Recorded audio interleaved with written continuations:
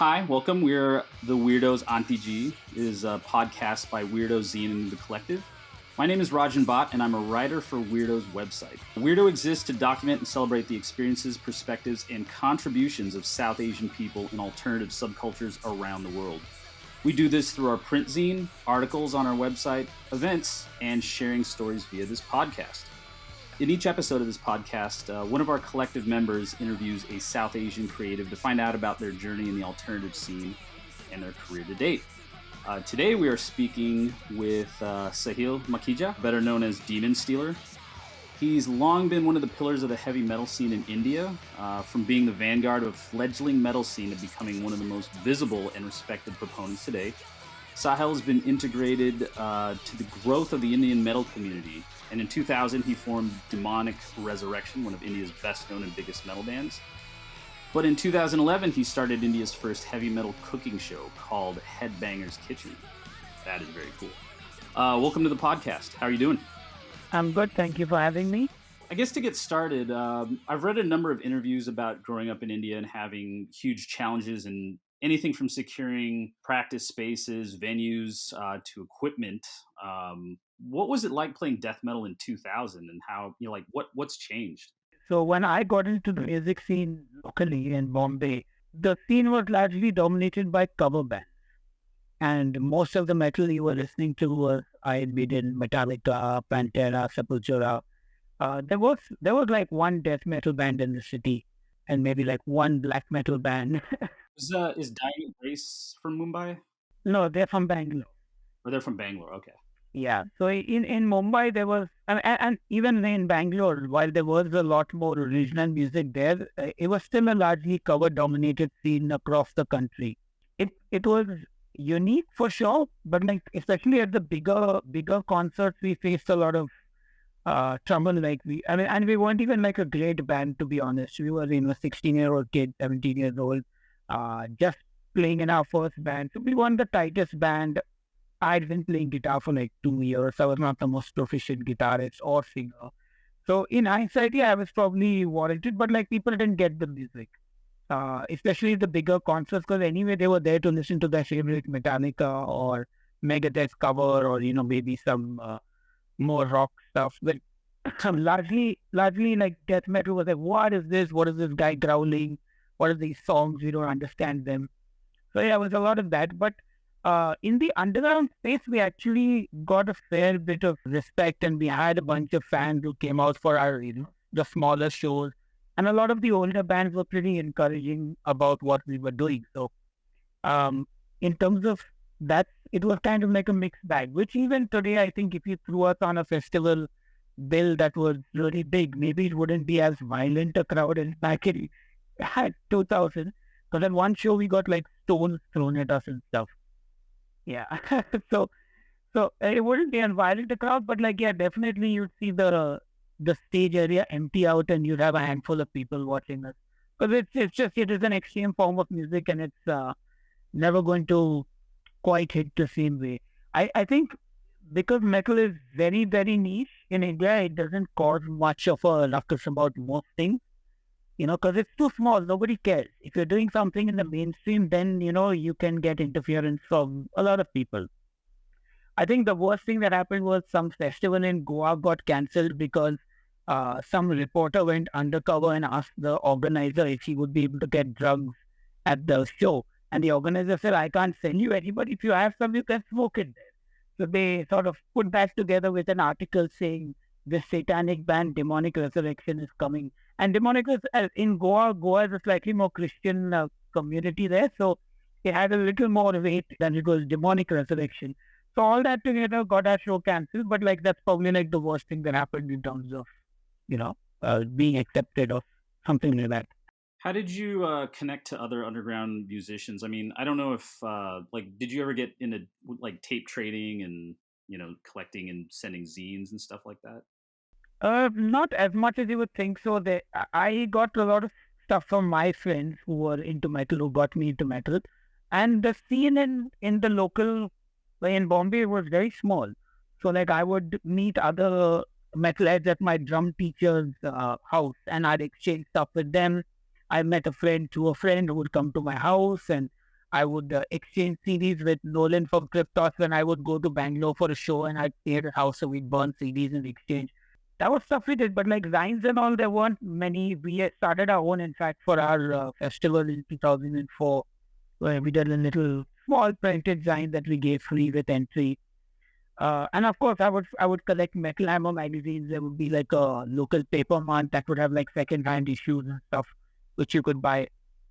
So we did all that, but like there wasn't like that huge scene like there was in America, the tape trading in the Bay Area and stuff like that. And this is much more smaller, restricted to a bunch of college kids. That's cool. Yeah, I mean, get in however you can in, I guess. I guess another question then is like, how did you even get into extreme metal in the first place? So when I got into metal, like it was a bunch of my friends who gave me Metallica, Iron Maiden, and bands like that. And then I would buy Metal Hammer magazines and I would see Emperor. I saw Emperor's album get a 9 out of 10. I think it was 9 Equilibrium. I saw Cradle of Filth online. I saw their music videos. So a lot of it was through the internet. Going on to, in those days, there was the MIRC chat rooms. There was like this old software. So MIRC chat rooms, Yahoo chat rooms, and you just talk to people and they'd recommend bands, and I'd just start downloading stuff. And I was lucky that my parents, I think we had some relatives living in America who traveled to India, as every Indian does. I managed to save up like all my birthday money and I just ordered like a bunch of like 20 CDs from Century Media. I remember spending like a little over $150 over the whole thing because they would give you free shipping if you ordered $150 worth of stuff. So I really like flexed my money and I ordered like the stuff so that it would be shipped to my uncle in America and then he could bring it. So I ordered like Emperor and Samel and Ancient and all these bands that I'd been kind of downloading and listening to. And in those days, that's all you could really do. You download these albums on MIRC. The internet was just sort of coming into India, so we had dial-up connections. It would take us like 6 hours to download one 10-minute Cradle of Filth song. So it was crazy. But yeah, we did that and then we just shared it among, whoever we knew and met. That's cool. All super relatable. I think the technology changes, but the channels are always the same. How did you, I guess, decide specifically to focus on death metal versus starting like a thrash or black metal or doom metal? Like, how'd you, specifically settle on death metal? So I think death metal is actually something more recent that I've been using as the genre to describe demonic resurrection and my own material. I think when we started out, it was more inspired by gothic bands and black metal bands. I used to listen to like Immortal and all these other bands, and I saw Immortal used to call themselves Holocaust metal or some shit like that. Oh, so it's some crazy. I was like, you know what? We make demonic metal, and it's basically all my influences, which was everything from like a Nightwish to a Christiania to a Lacuna Coil to a Dimmu Borgir, Cradle of Filth. And I was listening to a lot of these bands, and all of them had like a female vocalist, or they had vocal sections, So for me, that became kind of an integral part of the sound that DR was going to have, which is why our first album, I mean, not the first version of the first album, but we did eventually get a female vocalist to join, and that was actually the path intended to go down. But I think at some point, we just couldn't find anyone because I guess in India, having women in the metal scene is a small number. Those that actually perform, that can commit to a band and stuff, even smaller. So it's changing a bit now, but it's still not as much as in the West. And even in the West, I think the ratio is a bit skewed. Yeah, that's a huge topic of discussion here, I think, and elsewhere. But yeah, that's a good point. So let's talk a little bit about the new release, which it's interesting you mentioned that it's like not really settling on one genre, but calling it that because there are so many moving parts on the propaganda machine. Tell me about like your vision with it. I mean, you have so many amazing guest musicians on it. Like how did you, conceive of the propaganda machine and how did you connect with those musicians to realize that vision? Yeah, so I kind of got into this whole space back in 2014 or 2015 where I had an idea to actually create songs and have different musicians play on each song. Like my favorite drummers, I would get them because I'm like a drum freak. I love drums. I think I love drums more than I love guitar or singing or anything. And if I was a better drummer, I would be probably playing more drums. But I really have a fascination for drums. And I guess maybe it's because I can't play drums that well that I follow more drummers than guitar players. And I think I had written to Hans Grossman at that point, 2014, 2015 maybe, that could you play 2 songs on my album? And my idea was to do two songs with each musician and have like all the album on a CD and then put out each song like a playthrough video. Because everybody was doing playthrough videos, and playthrough videos of drummers was like the most exciting thing for me. So I remember writing to Hans Grossman and he was like, yeah, sure, I'll do it. But then when I wrote to George Collier, he said, I want to do the whole album. So I was like, okay. so I did the 2016 album, This Bird in His Mind, with George Collier.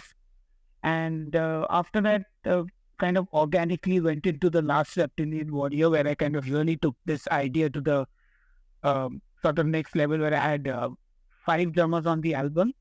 I had 2 bass players, 3 or 4 lead guitar players, and I managed to get that sort of collective of musicians to play on the album. And that kind of became my sort of, that's the way I was going to do albums, except that I had a bit of a down moment with the music where I kind of gave up on being a musician and trying to reach my goals as an artist.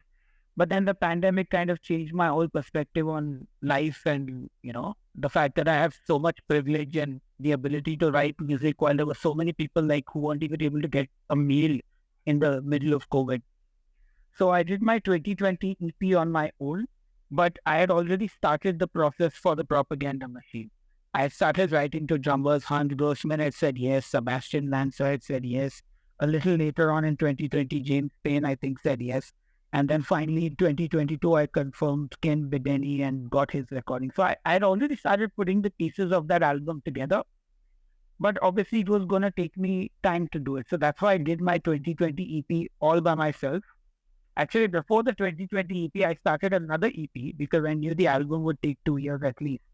So I started the Holocene Termination. Quickly realized that the Holocene Termination was going to take a year more than I anticipated. So that's why I did the 2020 EP, then wrapped up the 2021 EP, and then finally in 2023, the Propaganda Machine dropped. So this was all happening simultaneously. And it was just a lot of like kind of meaning the musicians, the guitar tracks, and they'll send me a rough idea and they'll be like, is this okay? I'll be like, yeah, sounds great to me, I give them a blank slate basically. This is just the guitar track. You do what you want. And they're such talented drummers, like I don't think there was much input from my side, maybe just like a point here or there that, hey, could you try something here? But largely, yeah, they recorded it, they sent it to me. I then figured out the bass player, sent them the drums and guitar and said, do what you want. Same with the guitar players as well. And Annabelle on keys, we had a chat. We've been wanting to work together for a while. And I kind of felt she would be a good fit for this album. So I said, yeah, here's the song, just knock yourself out. And then once I had everything together, I kind of started to work on the vocals and lyrics and things like that. But I'd already been writing like ideas down and things like that, kind of putting the pieces together. Again, this is all over a period of like literally from 2019, 2020, 21, 22, and like literally 3 or 4 years of pieces being put together. That's kind of how it happened. And in the end, it just all sort of comes together. Going to the lyrics, I think there is so much happening. I mean, when you listen to it, you can listen to it 5, 6, 7, even 10 times and pick out different pieces. But I think the one thing that is probably the most salient thing, I think there's the message in it. So I don't want to speak too much, but what is the Propaganda Machine? And kind of take me a little bit through like the beginning of the album to the end, and like what is it addressing? Like the inspiration for the album has come from world events, right from, and obviously stuff happening in India, right from 2016 when Brexit was happening in the UK to the Trump election, the storming of the, what was the, I've forgotten the name of that building, the one day. Yeah, January 6th Capitol building. Yeah, Capitol, yeah. The Ukraine-Russia war, the protests that took place in India for the CAA and the NRC bills that were supposed to be introduced. The riots in Delhi where, Hindu extremists killed Muslims and ransacked their houses and things like that. Like all that stuff culminated into the propaganda machine. So in terms of the album and the way it flows is the fear campaign, like self-explanatory, like politicians in India use tactics to keep the majority in fear. And this happens in Britain, I mean, world over, like basically in America, white people are under attack. In India, the Hindus are under attack, don't let the Muslim population go and take us over. I mean, they're like a tiny fraction. They need to like multiply by the thousands over another 100 years to get anywhere close to even making a dent.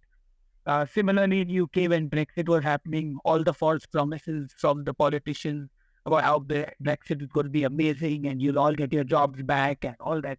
So that kind of creating this atmosphere of fear in funnily enough, the majority populations, the ones who actually have the privilege and the power, they are made to fear the minorities.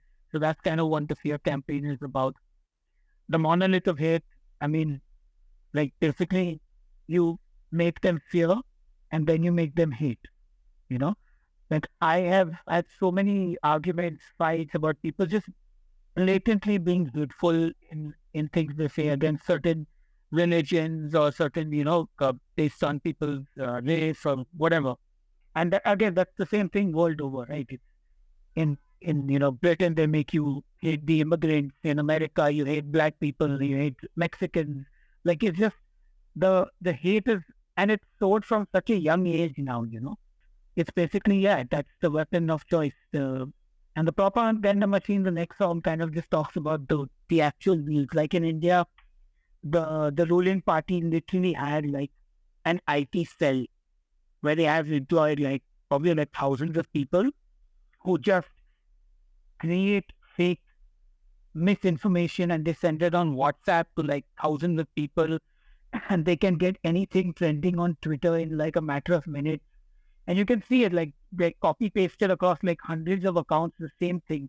And the funny thing is sometimes there'll be a typo in it and then you can spot it in like thousands of accounts, the same typo or the same bit of misinformation. And that's the propaganda machine. Like there's a actual machinery in place working at it. The art of disinformation, kind of the same thing, using technology like Twitter and WhatsApp to spread misinformation. There have been so many lynchings and killings in India just because of WhatsApp forward has gone and there's been no substantial evidence even. It's just the mob has lost control because this one message is gone and people have like been killed literally broad daylight over different issues, all sorts of things. So the art of disinformation kind of talks about how information is a weapon these days. And just like either withholding information, in India, the moment anything goes wrong, the internet is cut. You're lost like completely. Like right now, there are riots happening in the northeastern part of India. There is major communal clashes there, but the internet has been shut off. They're trying to keep everywhere, all the information out. There were two women who were literally stripped and paraded naked, and the government is more concerned that the video got out rather than the incident actually happened. So that kind of thing is very common here. Screams of those dying obviously talks about people who have lost their lives in these incidents, in the riots, in the Delhi riots, 2002, go back all the way to Gotra, go back to the Mumbai riots in the 90s. Communal riots have been a thing in India. And as you sort of dwell deep into it, you see that it is largely violent mobs, killing Muslim people. Like that's what happened in Gotra, that's what happened in Delhi as well. After that, I think was the great dictator. I guess we can see the rise of right-wing leaders in the world over, whether it's a Donald Trump or a Boris Johnson or whoever the Brazilian guy was, Narendra Modi. Even though they are in democracy, I mean the kind of politics they play is very dictator-like. So that's the anti-national in India. If you say anything against the government, you are branded an anti-national. You're not allowed to criticize the government or anything indeed. The moment you do that, you're anti-national. That's what they call you. So that's what that song is about. And finally, I think I wanted to end the album on a sort of positive note that at the end of the day, we will get through this. We will hopefully rise above all the hate and we will sort of leave this place better than we found it, The elephant in the room anytime you go to a metal show is there going to be politics, and what kind of politics? So it's unfashionable, has been historically unfashionable to talk about politics. Props to you for tackling this subject. I think, like, I have my family's from Gujarat, so it's like that kind of right wing extremism, in metal. And I've seen it. There's so many like National Socialist bands that are adopting Hindu mythology and this kind of thing to try to bolster their positions, which is totally insane. But it all, like you said, there's like a Narendra Modi in Brazil, like there's Hindutva in Hungary, like all these things are like universal. And I think it was cool to hear that last track. It's like, come on, we got to end on a good note. So So for me, when I find metalheads who are like right wing and very fascist in their views and like hate minorities and all, I am always perplexed because the metal that I grew up with was all about fighting politics and standing up for the little guy and being a community that is so misunderstood and misrepresented. Like, you think that we wouldn't be the kind that discriminate against other people, Like, you realize that, like, yeah, as a metalhead, I'm judged, I'm discriminated. People assume I'm like a funny junkie and like hopped up on crack and, possessed by Satan. But I'm just normal. And you know what? So what if you're of any religion or race or whatever? You're just another person who's being misunderstood. You're not a bad person. So for me, like, Sepultura, Refuse, Resist, The Protest, like all those songs. So Holy Wars, Megadeth, like I never understood when metalheads got political on the wrong side of the spectrum. But I guess I think that's my learning, is that metalheads are just normal people. That's why they behave like regular people. It's another sort of just a different kind of music taste. That's all. yeah, that's a good point. Absolutely. So I guess where are you gonna go from the propaganda machine? Like, what's next? I actually don't know because I haven't picked up my guitar in a year now to write any music. So I do know that there are certain drummers that I want to write music with. So I've kind of already narrowed down the drummers. I just need to now pick up the guitar and start writing. Lyrically, I don't know where I'll go, but I think it's going to be life. It's going to be the situation and the world that affects what I write. Because even the Holocene termination, kind of seeing how humans are really destroying the planet on so many levels. So all that stuff kind of finds its way into my lyrics in one way or another. Even if it's cryptic, sometimes it's straight on the nose, sometimes it's just buried under metaphors. I'm excited to see what you do next, and it's I hope that people will see that a lot of the topics that you're covering are not going to go away, and it keeps evolving. So that's cool. But speaking of evolving, can we talk about your cooking show? Tell us a little bit about that. I saw a couple of episodes. The hot sauce one was very excellent. I enjoyed that. But you also have episodes like, how do I lose weight? So what inspired this cooking show? When I started Headbanger's Kitchen, at that point, the idea was to have a heavy metal cooking show where I would call a band, I would interview the band, and I'd cook a dish that was inspired by a song title or the band name. After the interview, the band would taste the food and give us their verdict on it. And I did this for about 4 years. I had the pleasure of interviewing bands like Lamb of God, Gojira, Wolf, George Collier, Bhayanak Moth, Scribe. Pretty much, I could tick a lot of things off my bucket list with that show. But after 4 years, it wasn't going anywhere. So, it was kind of, each episode maybe got 2,000 views. I had about 4,000 subscribers. And the amount of effort that I was putting to make the show happen was way more than the reward I was getting in return. Because, there was no money being made, nor was there like a super viewership or anything. So I kind of felt that I could use my time better, and sort of the same effort I put into the show, I could put it into more of the band-related things. So I said to myself, I'm just going to film on my own. Because like I said, for this I was putting in a whole bunch of effort. I had a crew and editors. I had to take everything out of my living room and set up a stove over there. And so I was like, I'm just going to shoot in the kitchen when I'm making something that's interesting, and I'll just roll with it. And I pretty much did that for, I think, about almost 2 years.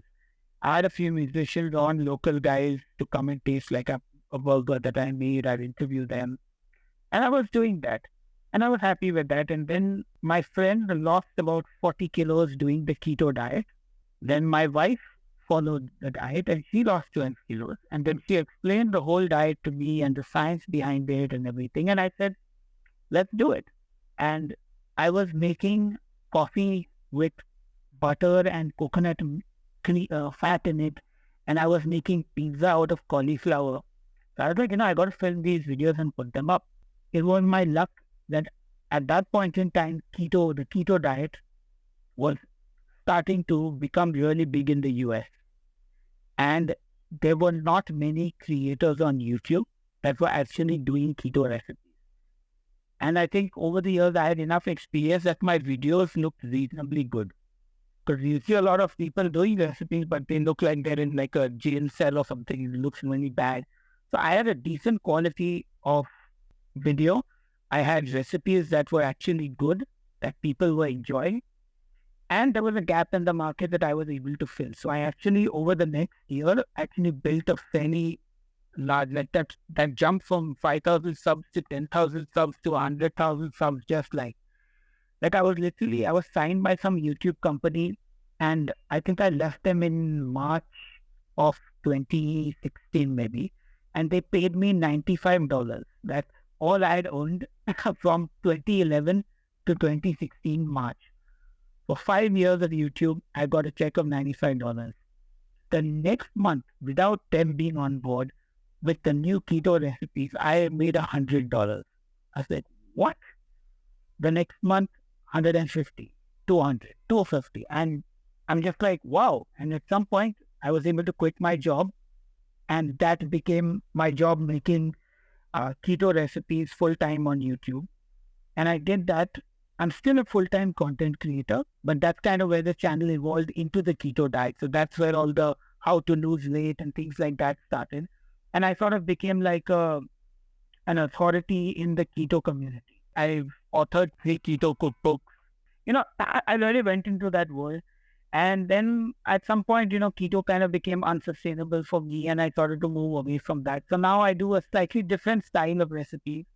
And I've also started a bit of a podcast kind of thing, because the podcast is the new thing. So I'm still trying to figure out where to go now as a food creator. But that's kind of how I became one. That's a really cool journey. I think, if you can find as many different avenues as possible outside of music, like that can kind of give you that holistic, well-being. And I think related to that, you also have a comedy band. Can you briefly tell us about that? Yes, I had a comedy rock band called Workshop, which was active from about 2007 till about 2012 or 13. So I disbanded it. But basically, I was responsible for sort of bringing ESP guitars to India.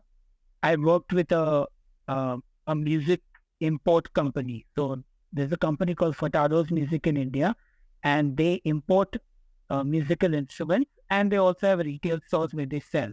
So they imported brands like Yamaha, Mapex drums, Pearl drums, Zildjian cymbals, etc., etc. And when I joined, I told my boss, we should really get ESP guitars down. And I took my ESP guitar to him because I got it from the States. I showed it to him. He said, looks cool. And he wrote to them. And the next thing you know, we're bringing ESP to India. And I'm obviously in charge of the promotion and the brand and the social and everything. And I decided to do a guitar workshop, like a clinic. And for that, I asked a drummer friend of mine. So the thing is, I didn't want to do like an extreme metal clinic because I wanted to show that the guitar can be used for all styles. So I had this drummer friend who played in he was a tone worshiper. So let's just say anything in that way, that space was his jam. And I had another friend who was a bass player whose band I had recorded, and he was a classic rock bass player. So I asked them to be my backing band. And I wrote a few songs that were kind of not very extreme, just heavy rock, heavy metal kind of stuff. And we started jamming and doing those workshops. And then the drummer kept pestering me to form a proper band. I was like, okay, let's just do it.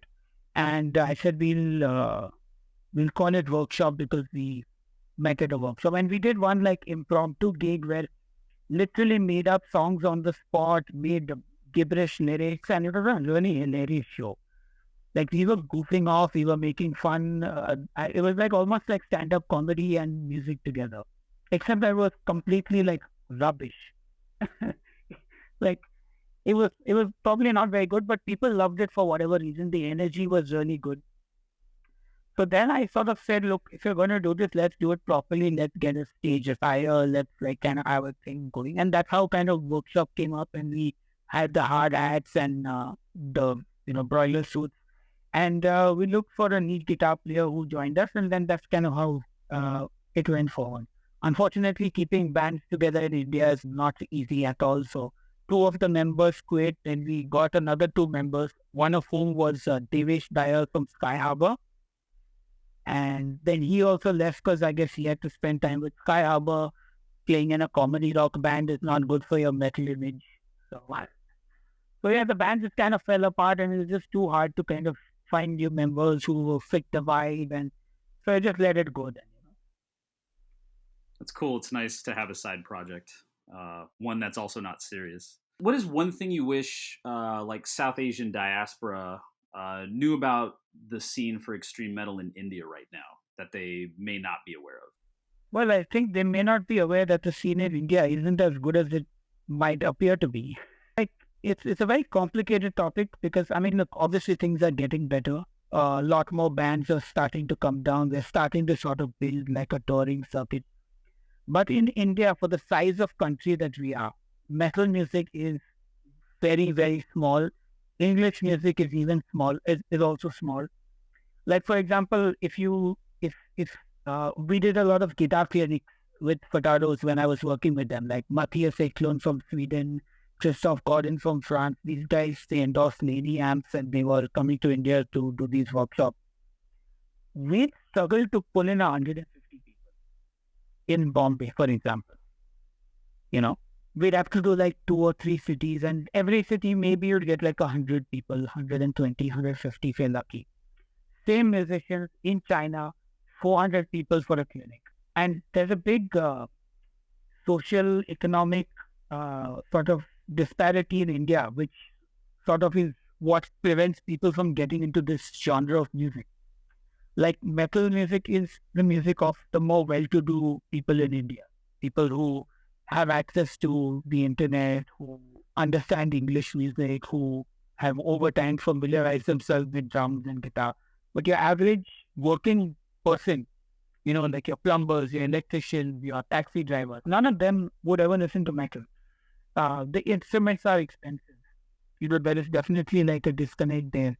But if you go to, say, the northeastern part, where Christianity is a sort of major religion, because of the church, because of going to church and singing hymns and seeing guitar, there's a lot more connect to those instruments. So there are all these different factors in India which kind of make metal not as big as it could be.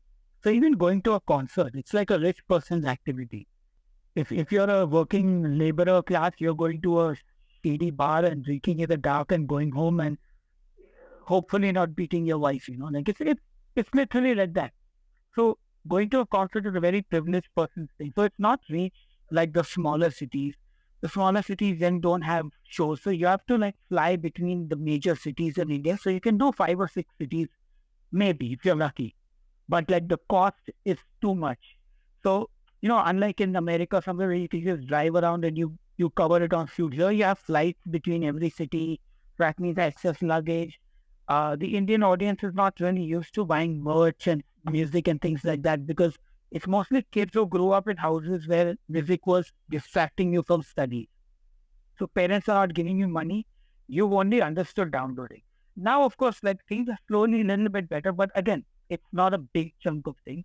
It is getting better. Things are improving. Like we just had Weirdos and Die Disease and Hate from Poland. All 3 bands come and do 2 cities in India. We have Marduk coming down and doing 1 show in Bangalore. So slowly, things are tying in, and they're tying in more when bands are touring this side. But it's still not as robust a scene as you would hope it would be. Yeah, I do see a lot of. I think from the internet, you never get the full understanding, but you're right. Yeah, infrastructure is a big thing. I've been to India, and yeah, there's no way you can drive from Delhi to Mumbai. There's like you can do it, but oh my That's god, crazy. You can't do it. 15 years. Like, so we did a show in Gujarat, since you said you were from Gujarat. Yeah, where? it was, we did it in Anand. Oh, where's that? Is it near? Is It's it where like? where the Amul factory is.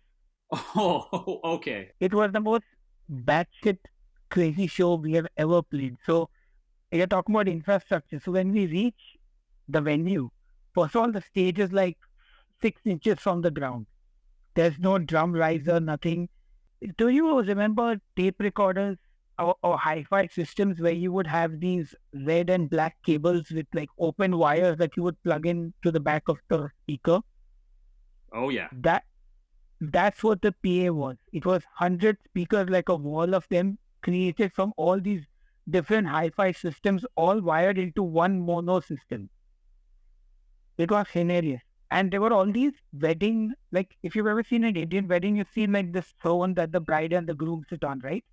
So there were like 6 of those arranged in a semicircle around the stage where VIP guests were sitting, and then the audience was just standing behind those chairs and watching. And the few kids that came in front to mosh were like taken out by security and like whacked a few times because they thought they were like being miscreants or something. So it was like, and we've had absolutely bonkers gigs here in India. Like. That is really, oh my god, that's a great story. I can't even imagine. I guess the last follow-up question, which is obviously going to be open-ended, is any shout-outs, anything we didn't cover that you want to just quickly drop in? Or I think most people, I'm just grateful. First of all, thank you for having me on the podcast, and thank you to everyone who's listened, especially those who have listened right up to the end. You can check out my music on Spotify and all other digital platforms, YouTube as well. Look for me. I'm Demonstealer. My band is Demonic Resurrection, and I just hope everyone enjoys the music. And if you enjoy food and cooking, I am Headbanger's Kitchen on YouTube. That's awesome. Maybe a little bit shticky. You want to give us a quick death metal growl? No, I haven't done any vocals in ages, but I'll give you one. I'll sit back a little. Yes! Oh, that's awesome.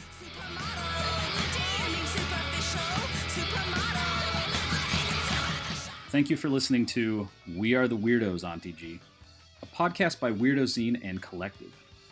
Weirdo is a volunteer-run project that was created to document and celebrate the experiences, perspectives, and contributions of South Asian people in alternative subcultures across the diaspora and Indian subcontinent. If you want to find out more about us, join our collective, or support our work, visit our website, weirdozine.com, and follow us on Instagram @weirdo.zine.